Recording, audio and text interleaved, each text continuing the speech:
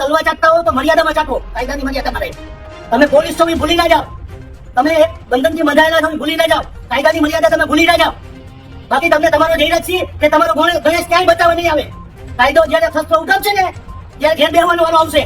હવે તમને બધાને મિત્રો ત્યારે ખબર હોય તો ત્યારે જે બની ગુજરાતભાઈનો જે કેસ છે, હવે આ કેસ મિત્રો ત્યારે હવે ગરમાયો હોય તેમ લાગી રહ્યું છે. કારણ કે મિત્રો ગઈકાલે જે દિનેશભાઈ એડવોકેટ છે તો તેમનું મિત્રો આ કેસ વિશે એક સૌથી મોટું નિવેદન છે એ સામે આવ્યું છે.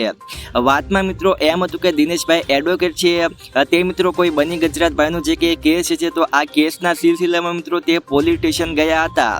હવે આની વચ્ચે મિત્રો પોલીસ સ્ટેશનની અંદર જે દિનેશભાઈ છે એડવોકેટ તો તેમને મિત્રો ગેરકાયદેસર રીતે અરેસ્ટ કરી લેવામાં આવ્યા હતા. તેમને મિત્રો કોઈ પણ જાતનો વાગ ગુનો નહોતો તો પણ મિત્રો કોઈ પણ જાતના વોરંટ વગર મિત્રો તેમને ત્યાં પોલીસ સ્ટેશન ગિરફ્તાર કરી લેવામાં આવ્યા હતા.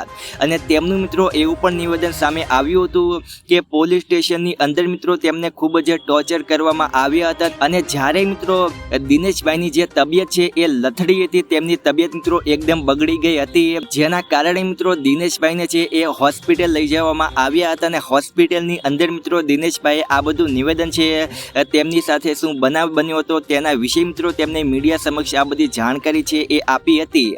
હવે આની વચ્ચે મિત્રો ત્યારે એક ભાઈ છે તો તેમનું પણ મિત્રો હવે આ કેસની અંદર એક સૌથી મોટું નિવેદન છે તે સામે આવ્યું છે. આ ભાઈ મિત્રો ત્યારે એવું કહ્યું કે અત્યારે તમે અમારા સમાજના માણસ સાથે અત્યારે અન્યાય કર્યો છે, જેના કારણે અમે ચૂપ બેઠવાના નથી. આવતા મહિને અમે 1 લાખની સંખ્યામાં ત્યાં ગોંડલ આવવાના છે ને ત્યાં અમે રેલી કરવાના છે. અને જે પ્રકારની હરકત તમે ગોંડલની અંદર જ્યારે અલ્પેશભાઈ કથરિયા આવ્યા હતા અને તમે તેમની ગાડી ઉપર હુમલો કર્યો હતો, તેમના ગાડીના કાચ તોડી નાખવામાં આવ્યા હતા, તો આ પ્રકારની હરકત જ્યારે અમે ગોંડલ આવશું આવતા મહિને 1 લાખની સંખ્યામાં ત્યારે કરી બતાવજો, ત્યારે તમને ખબર પડે.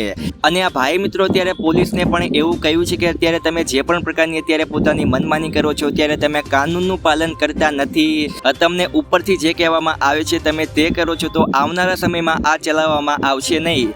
તેવું પણ મિત્રો ત્યારે આમનું નિવેદન છે સામે આવ્યું છે. તો હવે મિત્રો ગોંડલની અંદર કંઈક નવા જૂની થાય તેવું લાગી રહ્યું છે. તો હવે મિત્રો તમારો આ વાત વિશે શું કહેવું છે તમે જરૂરથી મિત્રો નીચે કમેન્ટમાં લખીને જણાવી શકો છો.